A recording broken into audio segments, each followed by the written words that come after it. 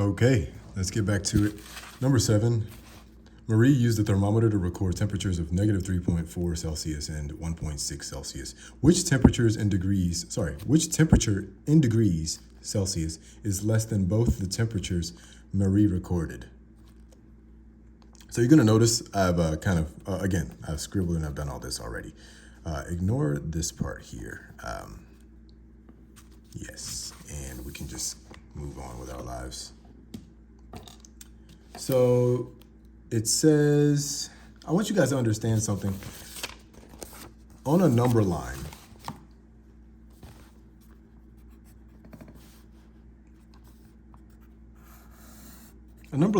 moves like this. If you have 0 at the dead center, it's going to be a mirror of this, right? So on the positive side, you're going to have 1, 2, and 3. Obviously, you guys know how to work with this. And you can, in good faith, say that 1 is less than 2 and 2 is less than 3. And 3 is greater than 2 and 3 is greater than 1. You all understand that. The negative side of things is a mirror world of that, or a mirror version. So -1, -2, and -3. So 0 smack dab in the center. As I move to my right, I'm getting bigger. And as I move to my left, I'm getting smaller. That's all I want you guys to understand about a number line, right? This is plus, obviously, and this is minus. 1 plus 2 is going to be 1, 2, so that's going to be 3, right? -1 minus 2 is going to be 1, 2, -3, right? When you hear minus, you want to move to the left or go smaller.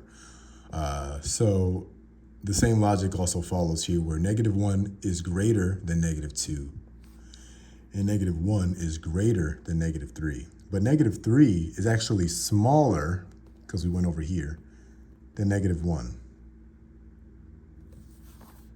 So when we look at this, it's asking, okay, it says, Marie used the thermometer to record temperatures of -3.4 and 1.6. So let's make a new number line. -3.4 and 1.6. So if my 0 is smack dab in the center, and I can say my 1.6 is about right here, and my -3.4 would be about right here, right? Because my -1 is right here, my -2 is right here, just like up here, right? So it's asking, which temperature in degrees Celsius is less than both the temperatures Marie recorded, right?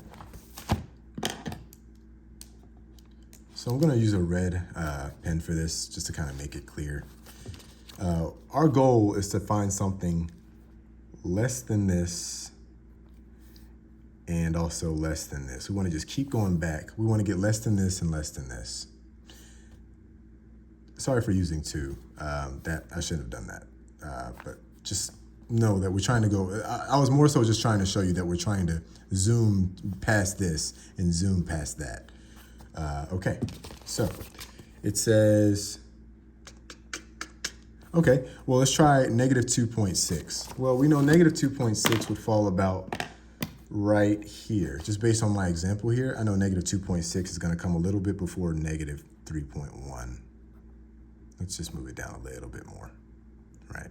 Okay, we'll say -2.6. Okay, well, is -2.6 less than 1.6? Yes, but is it also less than -3.4? No, -2.6 is greater than -3.4.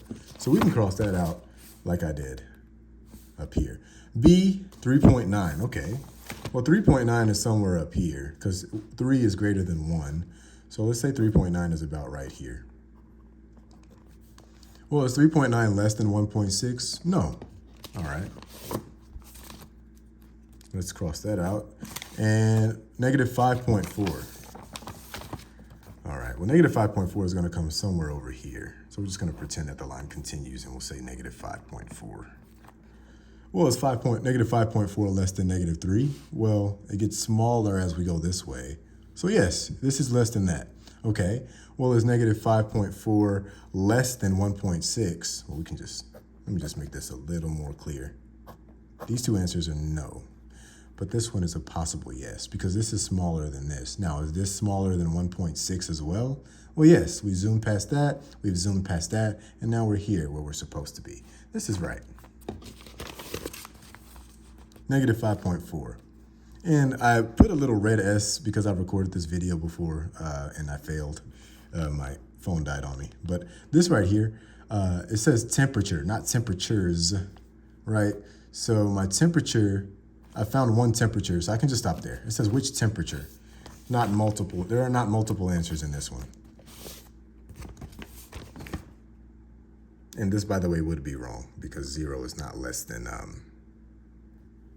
negative 3.4. I'm gonna skip number 8 because this is an awful lot like our number 1, where you're given an initial value here and you're gonna play with the values on the right-hand side just to make sure everything lines up. So I'll skip this one and let you practice that on your own. Just based on how we did number 1, you should be able to find the answer to this, which is B. I'll just give you that right now. It's obviously you can see it, but you should get B. And I want you to work that out by yourself, if you so choose, to see if you understand why it's B. So that means we're gonna jump straight to number 9. Yeah, okay. So it says a barrel contained 60 gallons of water. Water leaked out of the barrel at a rate of 5 gallons every 3 days. Okay. So gallons, days are my units. So they said water leaks out 5 gallons every 3 days. Okay. And the question is, at this rate, how many days did it take for all 60 gallons of water to leak out of the barrel? So they said at this rate, so this is going to end up being equal to whatever's on the right-hand side, because nothing's going to change between this point and this point. So at this rate, how many days did it take? Okay, so it said how many days, how many what? How many days? Does it go on the top or the bottom? It goes on the bottom because days are over here. How many days did it take for all 60 gallons of water to leak out? Gallons goes on top or bottom? Well, 60 gallons, okay. So when 60 gallons leaks out, how many days have passed? Well, we know it's leaking out at a rate of 5 gallons per 3 days. So for every 3 days, we lose 5 gallons. So an easy way to do this is, you guessed it, my favorite way is scale factoring. Well, how many times does 5 go into 60? Or what is 60 divided by 5, you know? Well, top in, bottom out.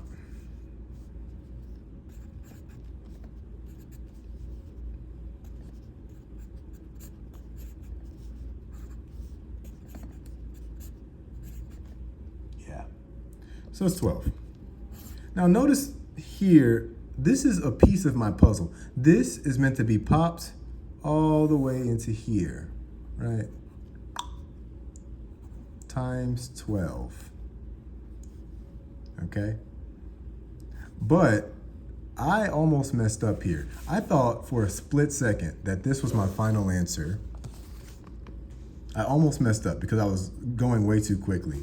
And I went through all this and I was just in such a rush to get things done. I got 12 and I circled it. And I looked over at my list of answers and 12 is right here.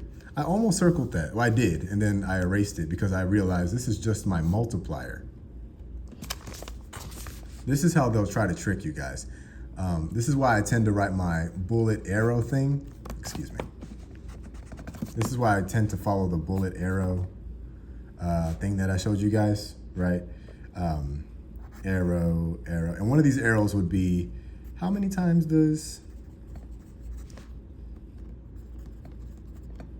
5 go into 60? Right? Well, we found that it's 12. If you tend to, and this is what I get for not writing it out like this, but I get why you wouldn't do this for the sake of time. But this makes it a lot more clear that 12 is not your final answer.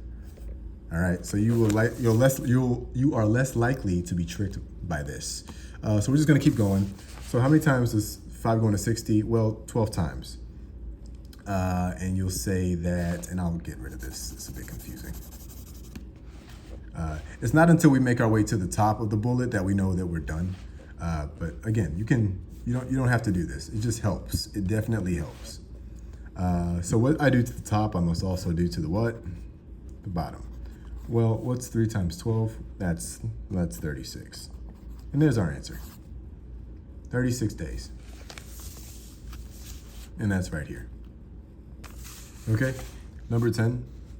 Susie paid 2/5 of the price of her movie ticket. Her parents paid the remaining portion of the movie ticket price. What decimal is equivalent to the fraction of the price of the movie ticket Susie paid? Okay, there's the answer right there, but let's see how I got there. All right, so I see 2/5 of the movie ticket price is what she paid. Guys, all they're asking for you to do here, what decimal is equivalent to the fraction, okay? That's all they're asking, guys. What decimal is equivalent to the fraction? So we have the fraction now is equal to the what decimal? So let's just do our long division, top in, bottom out. How many times does 5 go into 2? Nada. All right, and let's see. Behind every whole number, there's an implied decimal, and behind that decimal, there's a 0. 5 goes into 20 how many times? 4. And that's a solid, oops, almost forgot. Bring that up, guys. And then that's a solid 20, 0, and there you have it. 0.4. This is the decimal that equals this fraction. Number 11 is another simple one. A jar contains 75 grams of a spice. What is the amount of the spice in milligrams? So here's another unit conversion problem. Okay, here's something to note. For every, let's say grams and milligrams, these are the units we're dealing with. So common knowledge says for every 1 gram, there is 1,000 milligrams. Okay? They're asking us to find what is 75 grams. So if 75 grams is the value that I'm working with, do I put it on the top or the bottom? Well, I put it on the top. Because they're asking how many milligrams. Okay, and I see that, yeah. And it says, what is the amount? So our mystery number is gonna be in milligrams. So I'll put my X here. Okay. What I do to the, okay, so I'll use scale factoring again. What is, 1 times what is 75? Well, that's an easy one, 75. And what I do to the top, I must also do to the what? There you have it. So what is 75 times 1,000?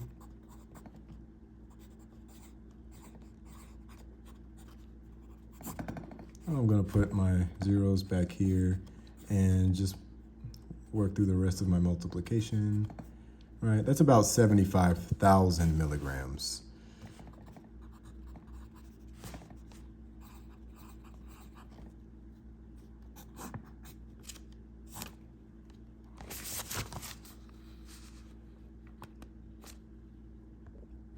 Number 12, there are crops growing on 29 acres of a 50-acre farm, as represented by the model. What percentage of the 50-acre farm has crops growing on it? Okay. I'll get into this later. Just pretend that this isn't there. So we'll move on to number 12. Remember when I told you guys, whenever you see a table like this, it's best to always count, right? 1, 2, 3, 4, 5. This is 5. And 1, 2, 3, 4, 5, 6, 7, 8, 9, and 10. This is 10. So I'm 5 up, 10 across. I know that the total amount of boxes, so area equals length times width, but for these purposes, we'll just say the total boxes is equal to the length times the, or rather, the number of boxes going up and the number of boxes going across. But we'll just say length times width, just to keep it simple. These two are the exact same thing. What's 5 times 10? Well, 50.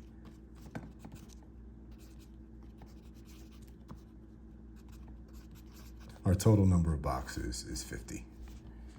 All right, so we can say our units that we're dealing with are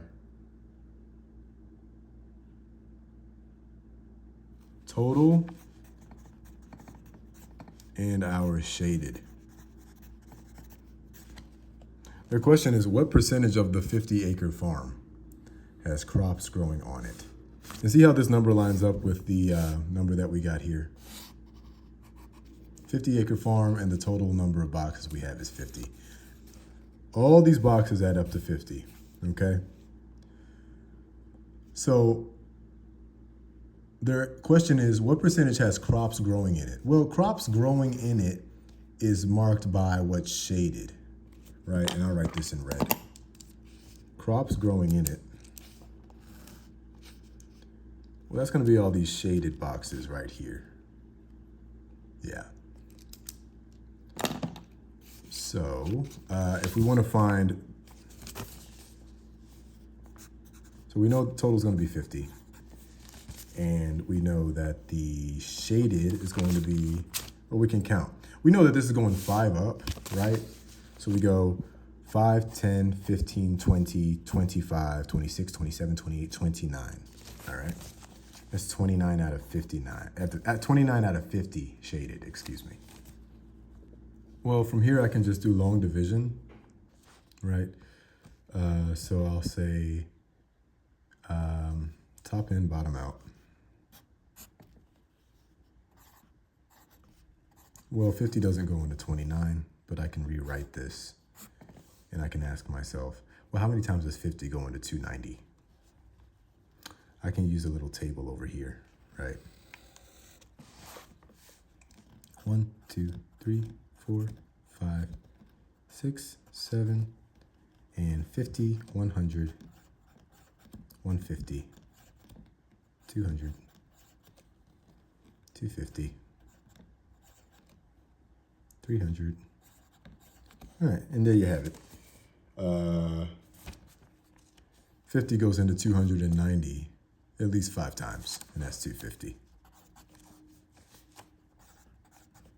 And let's just pause right here, guys. The reason I'm doing this, well, the reason I'm doing this is because they give us an amount shaded and an amount, a total amount and a shaded amount. All they're asking here, guys, is what is the percentage of boxes that are shaded? That's all they're asking. And if I want that, then I need to, well, I know that I can get a percent by doing long division on a fraction and then popping the decimal over 2 places, right? And there you have that. So I know that I need to start here and then long divide because this is the only way I'm going to get the percentage. Or this is the easiest way I can get the percentage. By doing the long division and then popping that decimal 2 places over. All right, so here you go. 290 minus 250. Yeah, is going to be 0, 4, 0. Well, does 50 go into 40? No. How about 400? Well, we can finish our little table down here. Right.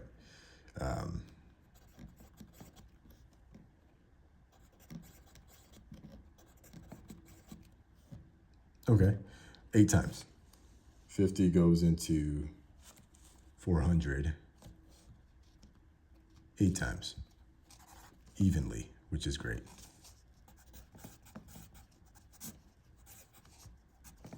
Yeah. So there we have our answer, guys. 0.58, how do I convert this into a percent? Because remember, the question is, what percentage of the 50-acre farm has crops growing in it? All right, here's the 50-acre farm, and here are the crops growing in it. But to find the percentage, we just did the long division, the 29 shaded out of 50 total. All right, top in, bottom out. And we got 0.58. So how do I change this into a percentage? That's what they're asking for. Well, remember, just like a few problems ago, pop, pop. So that's going to equal 58%. Yeah? All right. And there's the answer there. Another way I actually solved this was using the part to whole ratio boxes that we've discussed in our proportional reasoning lessons.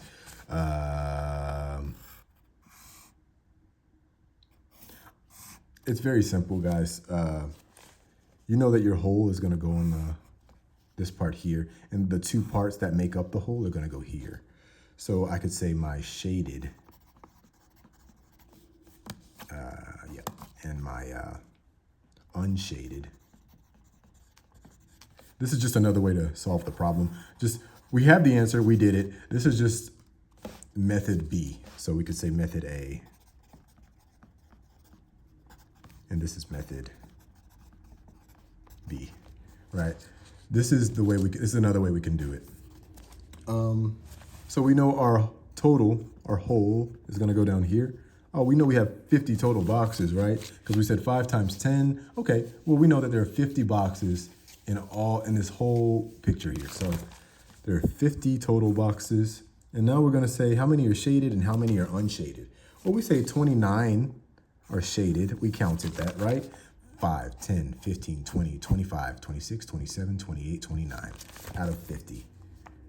Okay, well, we know that this plus this must equal this. So how do I find X? Well, that's simple enough. If your total is 50 and 29 plus X must equal that, then, well, what's the opposite of addition? Subtraction. So we need to minus 29. And what I do on the right side, I must also do on the left. I'm just trying to get X by itself, right? And what's 50 minus 29? Well, that's going to be 21. So X is equal to 21. And guys, this does nothing more than just give you a better idea of the whole picture. I just wanted to show you this because we didn't really touch too much on this aside from the one day that we did this lesson. I just wanted to, for variety's sake, put this in there. But from this point, you don't have to do this at all. This is actually probably more of a waste of time than anything. This is kind of what you want to focus on. And instead of labeling this method B, this should have just, well, it's actually kind of, in a way, a method, another way to do this. But from here, you would just go back to doing the exact same thing. Top in, bottom out to get a decimal to get the percentage. You're free to forget about this. I just wanted to let you know the part to whole relationship boxes, they give you a better idea of the full picture. So we have 29 shaded, 21 unshaded, and 50 total. That's just a way to get to the exact same point that you were going to get to anyways. Yeah, because they're not asking anything about the unshaded portion at all.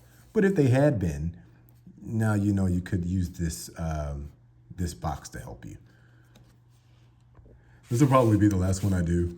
14 and 15 are an awful lot like what we've done on previous numbers. I will show you the answers for 14 and 15, but this right here, this will be the last one. Okay. Kara owns 35 books. Of these books, 20% have fewer than 100 pages, and 80% have 100 pages or more. Complete the statement about the books Kara owns. Kara owns blank, the answer's here, obviously. Kara owns blank books with fewer than 100 pages and blank books with 100 pages or more. Okay, here we go. So we know that Kara has 35 books, right?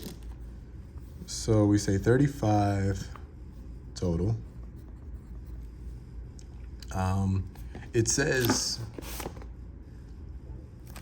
of these books, 20% have fewer than 100 pages. 20% equals fewer than, another way to say fewer than is maybe 20% are fewer than 100 pages or less than 100 pages. What's the other percentage? 80% have 100 pages or more.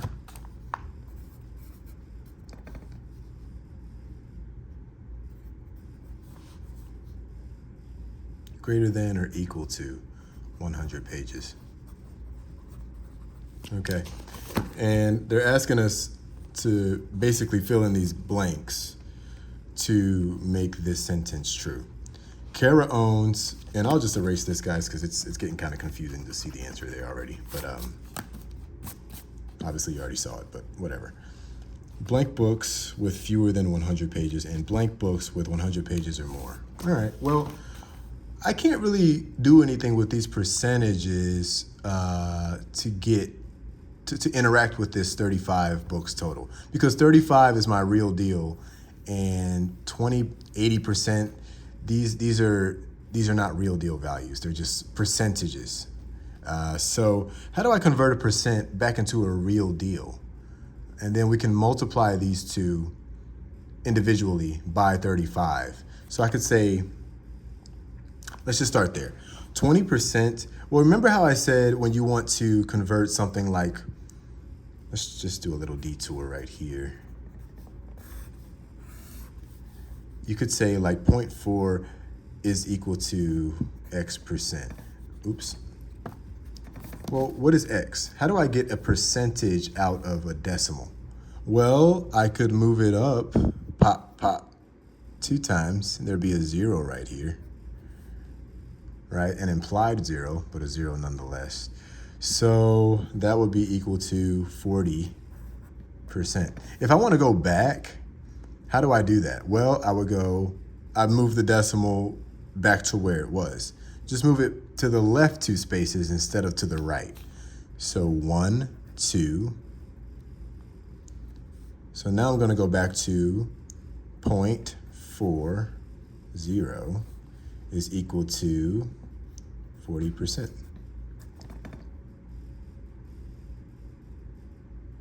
I'm writing the exact same thing over and over, just in case you didn't realize. It's literally that. I just wanted to show you the relationship. Yeah, so there's that. So with that logic in mind, we're done with that detour. How do I go from 20% back to a decimal? And then how do I go from 80% back to a decimal? Let's just start there. Because with those decimals, I can multiply that by 35 to shrink this number down and see how many pages have fewer than 100, how many books have fewer than 100 pages, and how many books have greater than, have at least 100 pages or more. So, and I'll kind of elaborate on that when we get down here. We're just going to continue down here. 20% is equal to what decimal? Right. So we can say pop, right? It's equal to 0.2. All right. And what about 80%? What decimal? And we can just say pop. 0.80. Oh, and I'll put the 0 there just to kind of, yeah. So this is a more concrete number reflecting 0.2 of the books are less than 100 pages, have less than 100 pages. 0.8 of the books are at least 100 pages and up.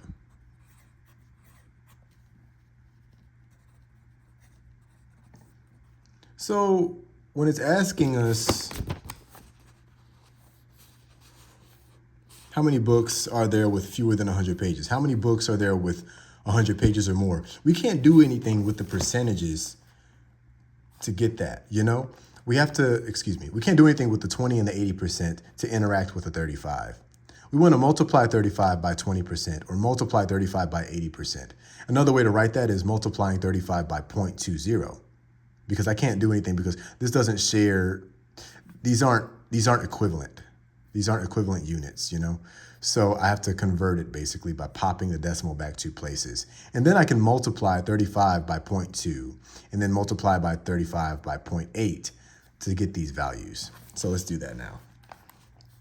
So 35 times, well, we said 0.20, right? Well, what is this going to equal? Well, let's write both of them out. 35 times 0.80. This will give you your answer. This is what we're looking for. Because this is the percentage of books with less than 100 pages, and this is the percentage of books with 100 pages or more. All right, so let's just do the math, and we're hitting the home stretch here, guys. We're almost done. Sorry that this is so long, but you get why. I have to kind of go through these in depth. So let's start with this one.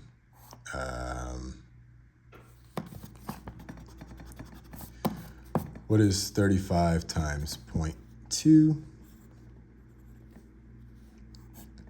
Okay, 2 times 5, that's 10.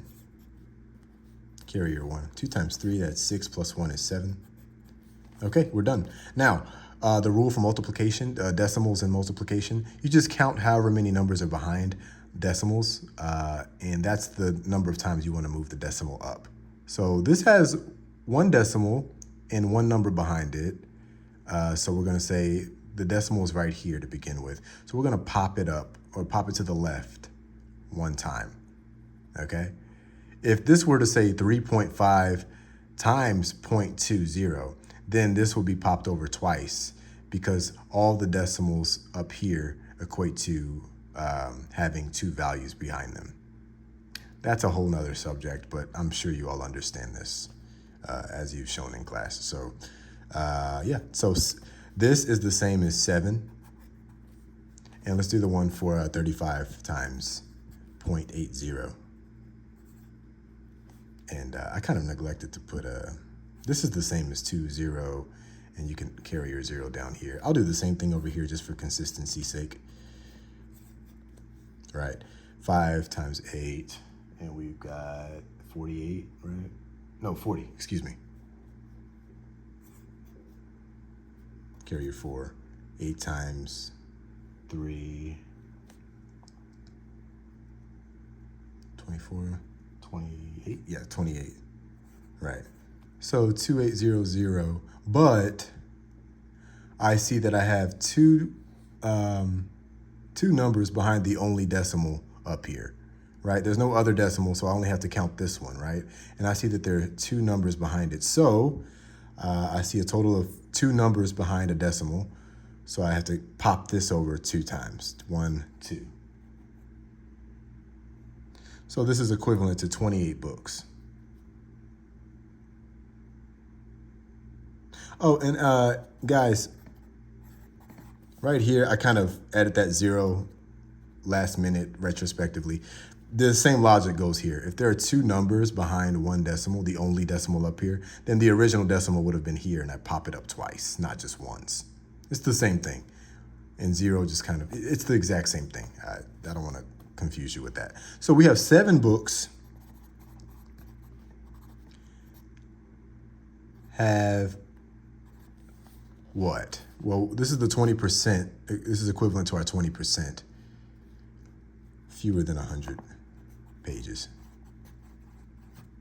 And we know that 28 books out of 35 have greater than or equal to 100 pages. Yeah, and that's exactly what we write here. 7 books with fewer than 100 pages and 28 books